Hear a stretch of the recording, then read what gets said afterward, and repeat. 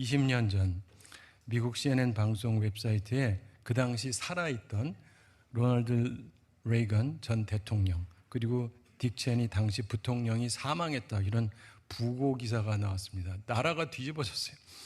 근데 그 당시에 이분들 죽지 않았거든요. 근데 이게 어떻게 된 거냐? 실수로 그렇게 된 거래요.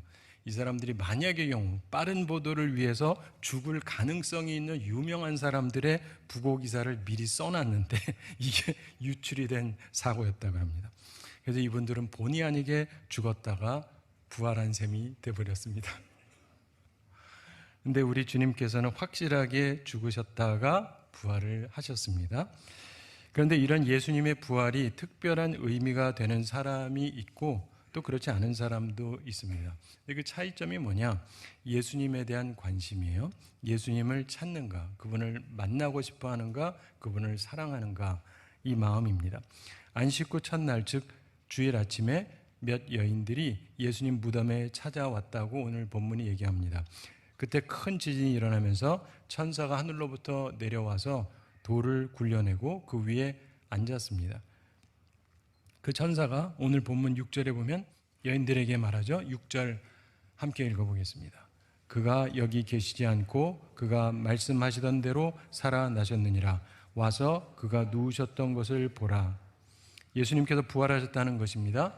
그 말을 듣고 제자들에게 알려주려고 달려가다가 예수님을 만납니다.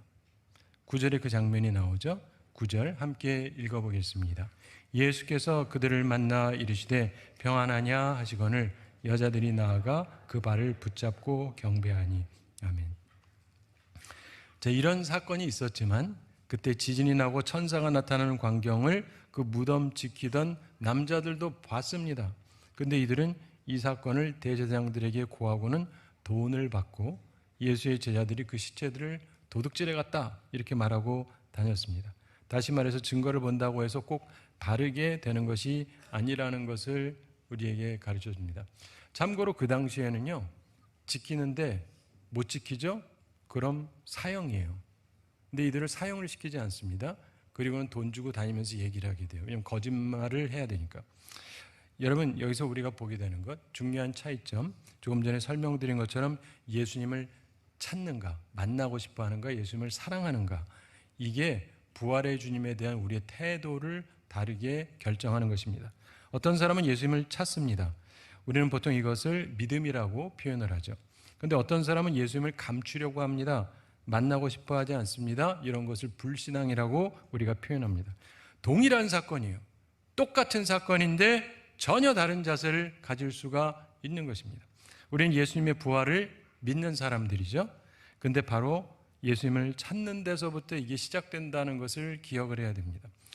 오늘날에도 예수님을 찾으려는 사람과 찾지 않는 사람으로 나누어질 것입니다. 이 자리에 있는 여러분들은 어떤 사람입니까? 예수님을 찾는 믿음의 사람, 그리고 예수님을 숨기려고 하는 믿음이 없는 사람, 이들은 전혀 다른 삶을 살게 됩니다. 우선 예수님을 숨기려고 했던 믿음 없는 사람에 대해서 먼저 생각해 보겠습니다. 우리에게 그런 요소가 없나 생각해 보고 조심해야 될 것입니다. 부활이 없다고 그렇게 믿는 사람들 보통 세 가지 결과를 보게 되는데, 첫째로 예수님을 만나지를 못해요. 예수님 무덤 지키던 자들 천사를 보고 무서워서 떨었습니다. 그러나 이들은 예수님을 찾으려고 하지는 않았습니다. 결국 부활하신 주님을 만나지를 못합니다. 마찬가지로 부활이 없다고 믿는 사람들은 어떤 이상한 징조가 보이면 오히려 피합니다.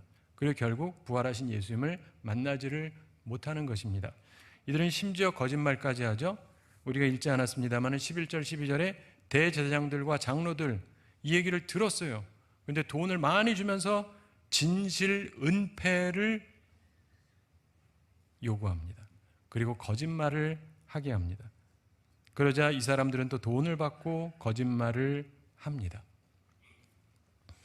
그런 사람들이 되지 마시기 바랍니다. 두 번째로 부활이 없다고 하는 사람들의 삶은요, 허무해집니다. 허무해져요. 대제사장들이나 장로들도 그렇고 하나님을 믿는다는 사람들이죠. 근데 예수님을 사랑하지 않는 사람은요, 허무해져요.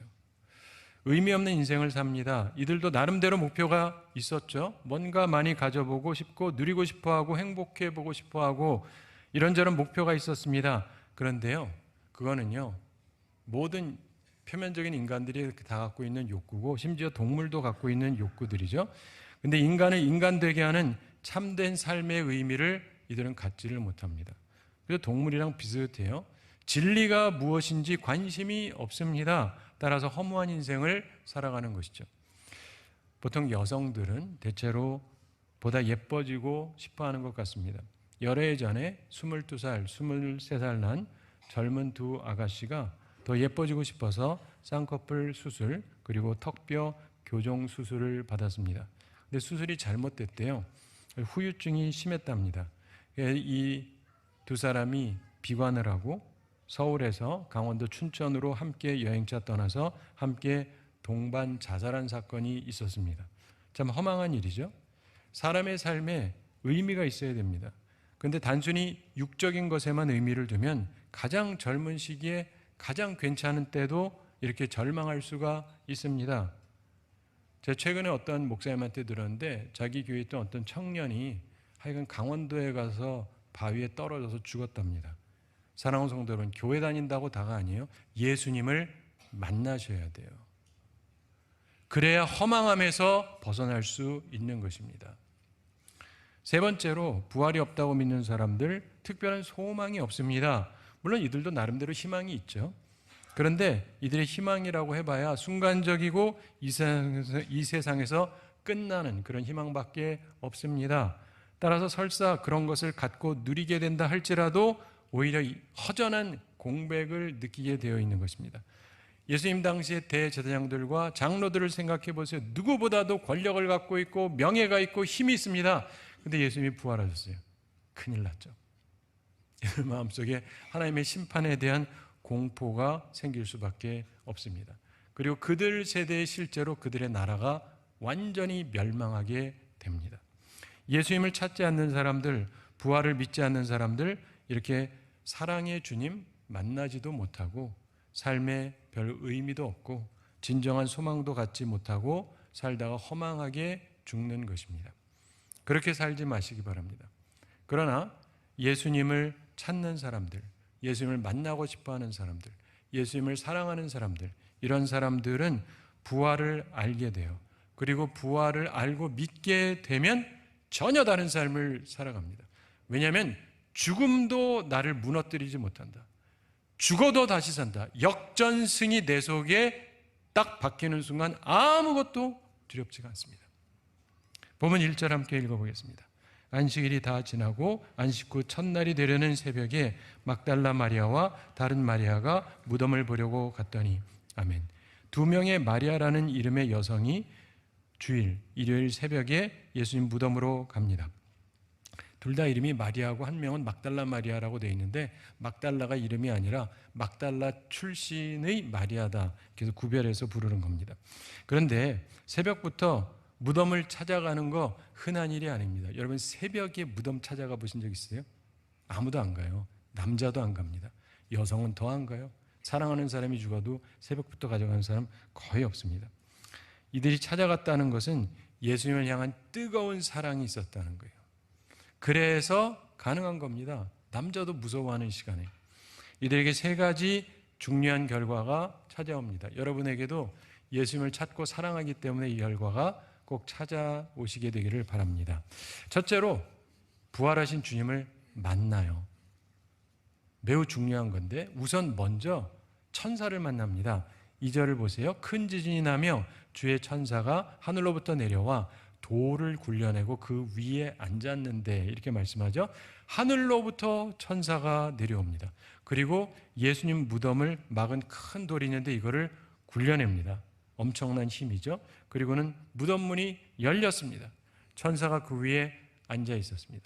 3절 보시면 그 형상이 번개 같고 그 옷은 눈같이 희건을, 이렇게 말씀하죠. 천사의 모습이 마치 번개 같습니다. 이게 사람이 아니라는 게 확인된 거예요.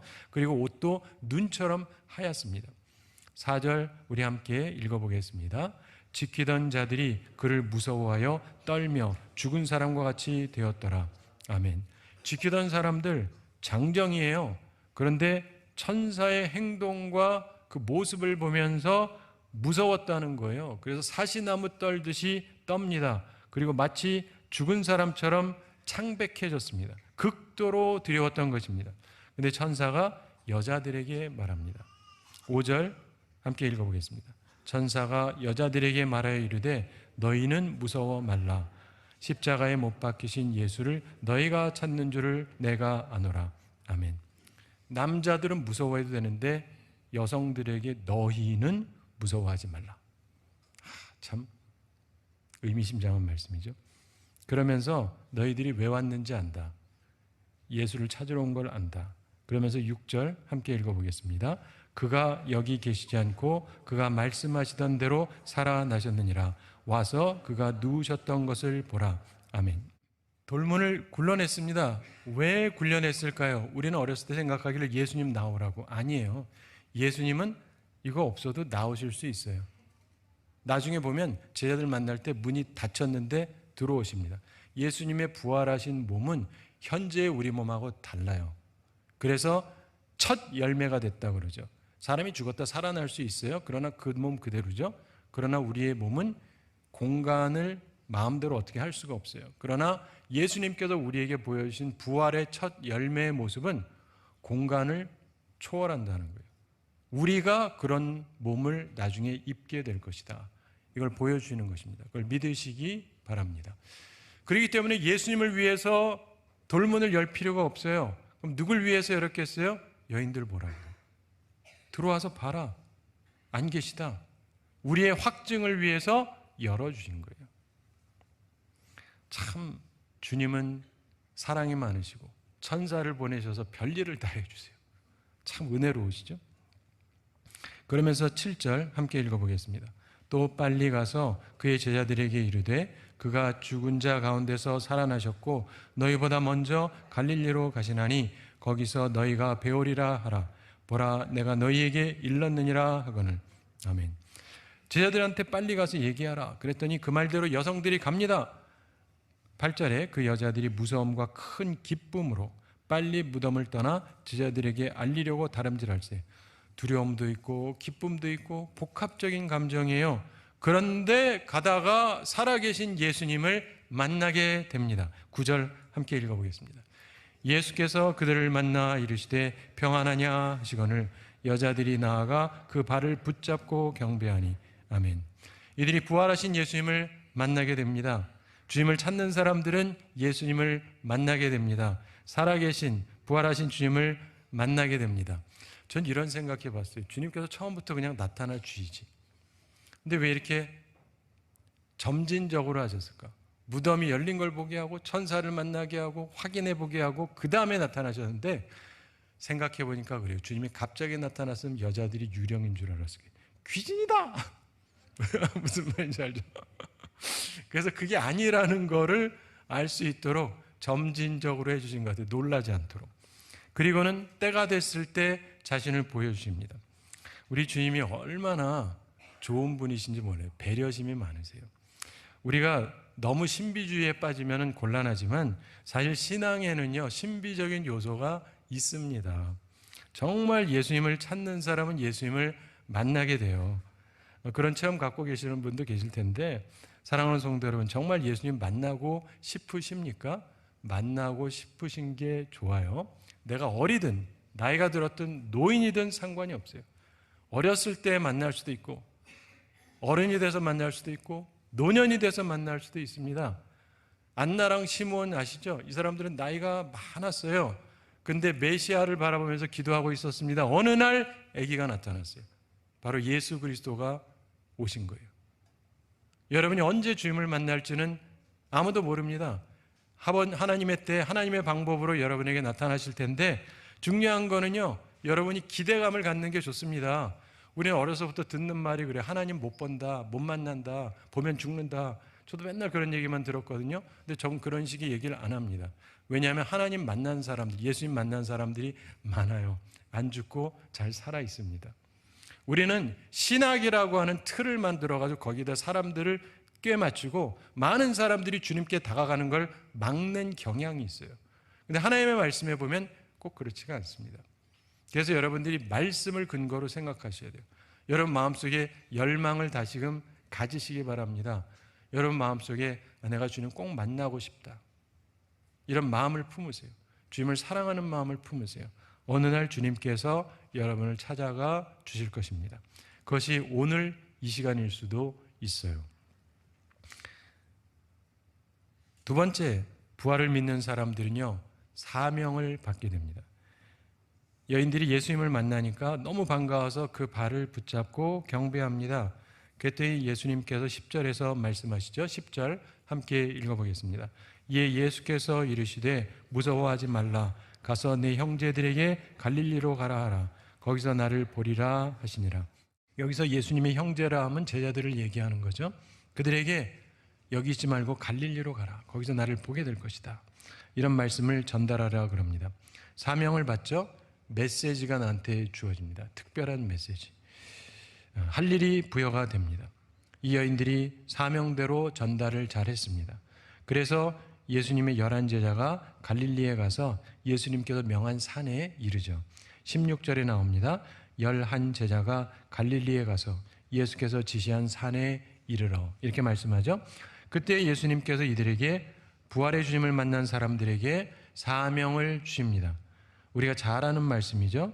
본문 18절부터 20절에 그 내용이 나오는데, 하늘과 땅의 모든 권세를 내게 주셨으니, 그러면서 19절 20절 함께 읽어보겠습니다.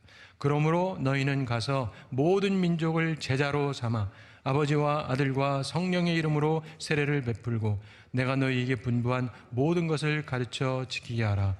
볼지어다 내가 세상 끝날까지 너희와 항상 함께 있으리라 하시니라. 아멘. 사명을 주신 것입니다. 참으로 중요한 것입니다. 우리 인생에서 할 일을 갖는다는 것, 의미 있는 사명을 갖는다는 것, 참으로 귀중한 것입니다. 오래전에 영국하고 프랑스가 전쟁을 했습니다. 우리 한국이랑 일본처럼 서로 원수지간이거든요. 그 전쟁 중에 영국에 북치는 소년이 잡혔습니다. 그래서 나폴레옹 앞에 끌려갔습니다. 그 당시에는 북을 쳐서 진격, 후퇴, 이걸 알렸어요. 근데 나폴레옹이 영국 소년에게 후퇴 알리는 북을 쳐라 그랬습니다. 그렇게 해서 영국군이 싸우다 말고 지금 후퇴하게 만들려고 그런 겁니다. 근데 이 소년이 말을 안 들어요.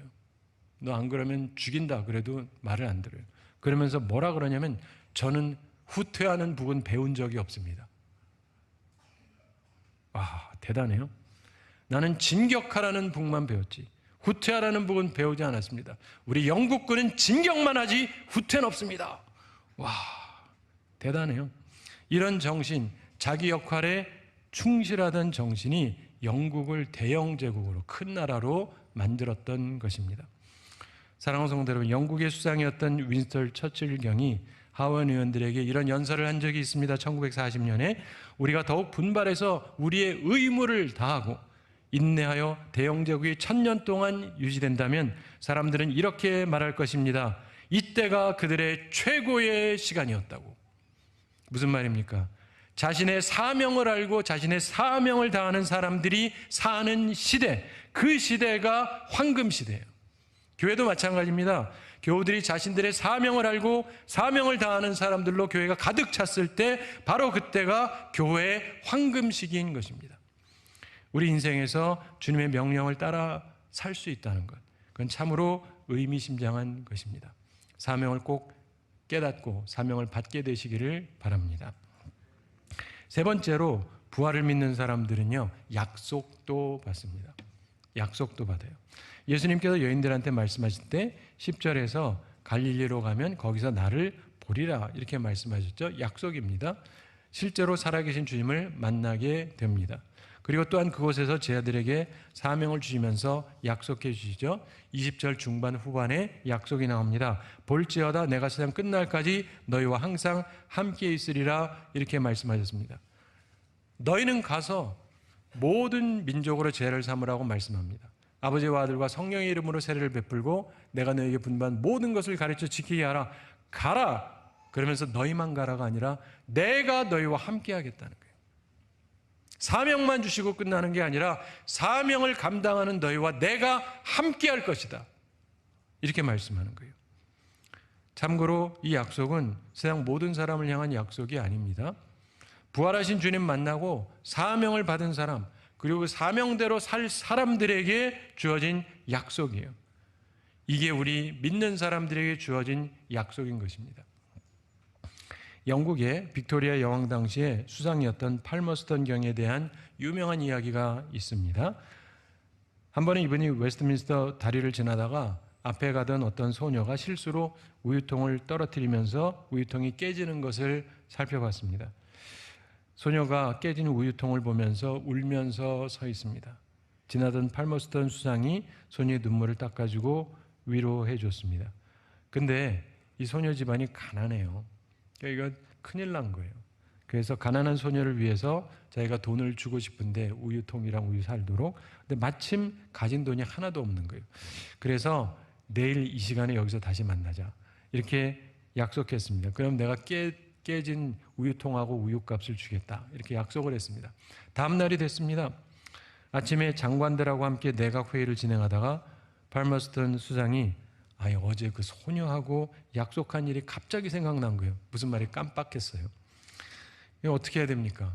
급히 회의실을 떠나서 웨스트민스터 다리로 달려갔습니다. 그리고 거기서 기다리고 있는 소녀를 만납니다. 그리고 약속대로 돈을 쥐어주고 급히 다시 달려와서 내각 회의를 진행했다 그럽니다. 이 예를 들으면서 참 위대한 나라다 이런 생각하죠. 그래서 이렇게 하는 분들이 역사 속에 간혹 나옵니다. 우리나라에도 비슷한 예가 있죠. 자, 그런데 이것은 약속을 지키는 성실함에서 나오는 것인데 이런 것은 바로 예수님을 믿는 신앙에서 비롯되는 것입니다. 사랑하는 성도 여러분, 사람 중에 약속 깨는 사람도 많지만 사람 중에도요, 신실한 사람은 약속을 지킵니다. 그렇다면 우리 주님께서 하신 약속은 반드시 지키시는 겁니다. 그걸 믿으시기 바랍니다. 예수님을 사랑하지 않고 만나지 않고 부활을 믿지 않는 사람은 예수님을 만나지도 못하고 교회를 백날 다녀도 수십 년을 다녀도 직분자가 돼도 주님을 만나지를 못합니다. 삶에 별다른 의미도 없고 많은 것을 가져보지만 허망하기만 합니다. 진정한 소망도 없어요. 그러나 예수 그리스도를 사랑하는 사람, 예수님을 만나고 싶어하는 사람들, 이런 사람들은 어느 날 예수님을 만나게 됩니다. 그리고 주님이 살아계시다 이 증거를 자기 마음속에 확고하게 갖게 됩니다. 그리고 주님이 주시는 말씀을 통해서 사명을 갖습니다. 그리고 동시에 주님께서 주시는 약속 있는 삶을 살게 되는 거예요. 이 복된 삶을 다른 사람에게 복음을 증거하는 사명을 우리에게 주시는 것입니다. 이 말씀을 받고 이 사명을 잘 감당하는 우리 모두가 되기를 바랍니다.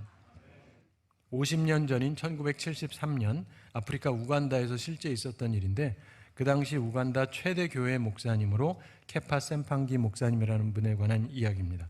이분이 굉장히 훌륭한 분인데 이분이 쓰신 형제를 위하여 깨어지는 삶, 이게 우리나라에도 번역이 돼서 저도 대학 시절에 읽고 참 큰 감동과 영향을 받았어요. 지금도 제 가치관에 상당한 영향을 준 책인데 이분이 당시 부활주일 예배 설교를 하고 이제 사무실로 돌아갔습니다. 근데 그때 5명의 괴한들이 따라 들어오면서 권총을 뽑아들었습니다. 이 사람들은 그 당시에 우간다의 독재자 이디아민 그 밑에 있는 비밀 경찰들이었습니다. 정부 반대자들을 암살하는 사람들이었는데 그들의 총 앞에서 셈팡기 목사님이 말했습니다. 오늘은 예수님께서 부활하신 날입니다. 나는 죽음이 두렵지 않소. 단지 죽기 전에 당신들을 위해서 기도하고 싶은데 2분만 주시오. 그랬습니다. 그랬더니 그 암살단 지휘자가 그러라고 그럽니다. 목사님이 잠시 기도를 했습니다. 이런 내용입니다. 주님, 저 사람들은 자기가 저지르고 있는 죄를 알지 못합니다. 저들을 용서해 주십시오. 이런 기도를 드리고 눈을 떴습니다. 근데 그 암살단 지휘자 표정이 아까하고 좀 달라졌어요. 좀 부드러워졌어요. 그러면서 그가 말하더랍니다. 목사님, 기도해 주셔서 고맙습니다. 우리들의 무례를 용서해 주십시오. 그리고는 자리를 떠났습니다. 물론 죽지 않고 살아난 것도 중요하죠. 감사한 일입니다. 그러나 그보다 더 중요한 것은 부활의 믿음을 가지면 두려움을 몰아낼 수 있다는 것입니다. 우리가 영생을 믿으면, 하늘나라 천국을 믿으면, 부활을 믿으면 총도 무섭지가 않습니다. 우리에게는 바로 그 소망이 있는 것입니다. 한국교회가 회복해야 되는 게 바로 이 신앙이에요. 부활의 신앙, 죽어도 산다. 이 신앙이 우리한테 필요한 것입니다. 오늘 부활절을 맞이하여 살아계신 예수님을 만난 증거 다시금 확인하면서 맡겨진 사명 마음에 새기고 주님의 약속을 확신하는 우리 모두가 되기를 바랍니다. 무엇보다 부활의 믿음으로 이 세상의 어떤 위협과 어려움에도 굴하지 않고 항상 승리하며 살아가는 우리 모두가 되기를 우리 주님의 이름으로 축원합니다.